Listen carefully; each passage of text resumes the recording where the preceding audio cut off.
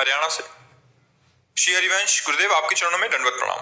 गुरुजी, महान ऋषियों मुनियों संतों के विचारों से ऐसा प्रतीत होता है कि प्राणी के कर्मों का फल इसी जन्म में या मृत्यु के पश्चात नरक या स्वर्ग में जाकर भोगना पड़ता है।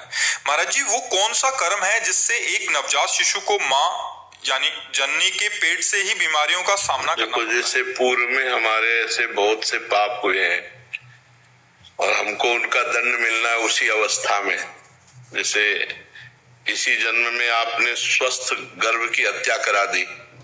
भ्रूण हत्या कोई ऐसी बिरली माँ हो जो न करवाए, बिरली ही कोई माँ होगी जो न करवाए, नहीं तो गर्भ हत्या भ्रूण हत्या प्रायः बहुत सफलता पूर्वक कराया जा रहा है, नहीं कराया जा रहा है।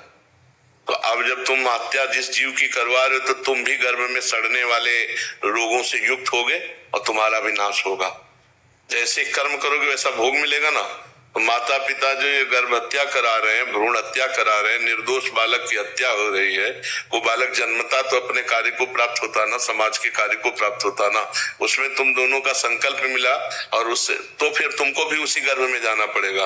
और उस गर्भ में अगर वो हत्या करने वाले नहीं हुए तो कर्म तुम्हारा ऐसा निकृष्ट होगा कि तुम हत्या के बराबर ही रोज कष्ट भोगोगे, जन्म लेकर के भी। और या गर्भ में ही जितने दिन रहे तो उतने दिन में ऐसे डॉक्टरों से चेक करवाया, बोले अमुक जगह अमुक अंग अमुक, या गर्भ से ही अपंग नेत्रहीन कई तरह के कष्ट युक्त प्रकट। ये गर्भस्थ शिशु को आपने दंड दिया तो उसी लिए गर्भस्थ होकर के आपको दंड भोगना। बोले अभी तो बच्चा पैदा हुआ, 500 शुगर है, ये है, वो कष्ट है, वो कष्ट है। ऐसे कितने बच्चे होते पैदा होते ही कैंसर हो गया है उनको, कितने कष्ट होते हैं, वो सब दंड होता है। अब अपने लोग कर्मों को तो जानते नहीं ना। अब जीव तो अविनाशी है, अविनाशी शरीर के द्वारा पाप कर्म किए तो जो जो शरीर मिलेगा उसमें उसको उसी अवस्था के अनुसार उसको दंड मिलेगा, उसी अवस्था के अनुसार दंड मिलेगा। तो कर्म तो भोगना पड़ेगा, जिस समय जैसा तुमने किया उसी का अधिक मात्रा में फल भोगना पड़ेगा। अब जैसे मांडव्य ऋषि का आता है, आपने सुना होगा चरित्र, मांडव्य ऋषि हुए हैं। तो बचपन में एक तितली होती ना, उसकी गोदा में बम्बूल का कांटा डाल के खेल खेल में छोड़ दिया, ऐसे वो तड़प कर मरी थी। तो एक दिन ये खड़े थे अपने आश्रम में और हाथ उठाकर तपस्या कर रहे थे मांडव्य ऋषि। तो कुछ राज खजाने से चोर चोरी करके भागे, इनके आश्रम में छुप गए। राज कर्मचारियों ने जब पकड़ा तो माल सहित चोर इन्हीं के आश्रम में मिले और ये ध्यानस्थ ऐसे खड़े थे, इनको भी उठा लिया कि नाटक कर रहा है बाबा जी भजन का और चोरों को साथ रखता है। अब वहां जाकर के राजा के सामने पेश किया, राजा ने सूली की सजा दे दी। चोरों को सूली की सजा मिली, महात्मा को भी सूली की सजा मिली। चोर तो मर गए समय पर, लेकिन महात्मा पद्मासन में बैठ गए। महाभारत में श्री कृष्ण द्वैपायन व्यासदेव जी के द्वारा लिखित कथा हम आपको बता रहे।